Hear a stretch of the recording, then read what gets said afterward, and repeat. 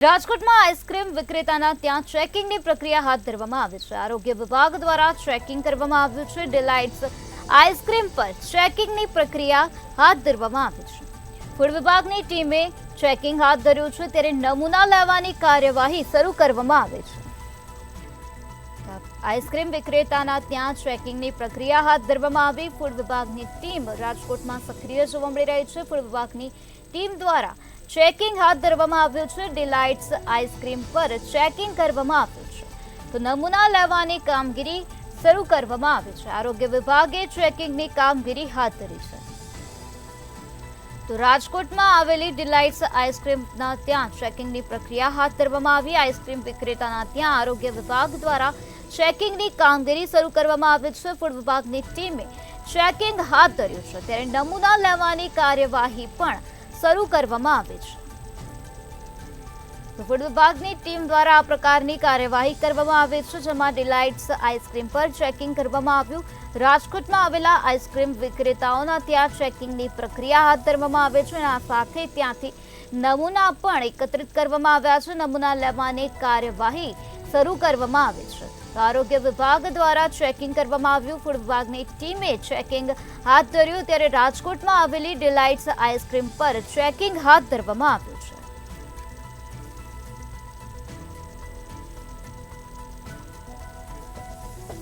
Food વિભાગની team દ્વારા નમૂના લેવાની કામગીરી પણ શરૂ કરી દેવામાં આવે છે। આઈસ્ક્રીમ વિક્રેતાઓના ત્યાંથી નમૂના લેવાની કામગીરી પણ કરવામાં આવી છે।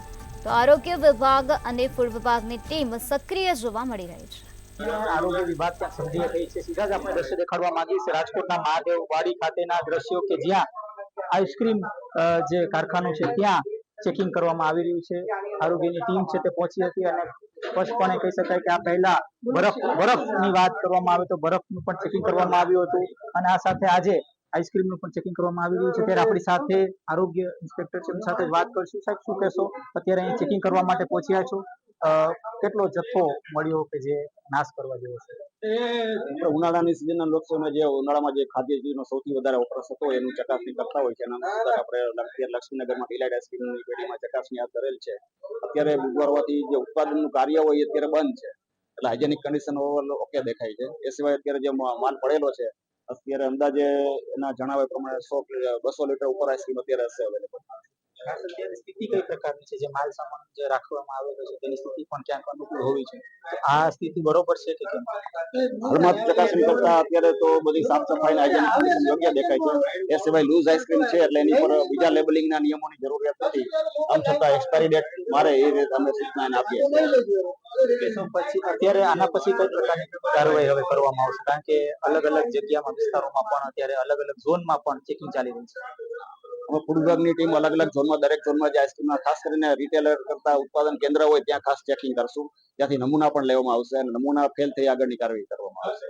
કારણ કે પતી જશે પછી નમૂના ફેલ થાય કે પાસ થાય તેનું કોઈ નથી હોતું, પણ હવે અત્યારે કઈ પ્રકારની કાર્યવાહી ક્યાંક અલગ અલગ જગ્યાએ અત્યારે કાર્યવાહીમાં જો રો મટીરિયલ છે એ એક્સપાયરી ડેટ વાળું જણાય અથવા તો મેઇન દૂધ છે એ બગડેલું જણાય, એ સિવાય જેલી વગેરે ઇન્ગ્રેડિયન્ટ વાપરતા હોય છે એસેન્સ ને એ બધું અમે ખાસ કરીને ચેક કરશું અને એના પણ નમૂના લેશું।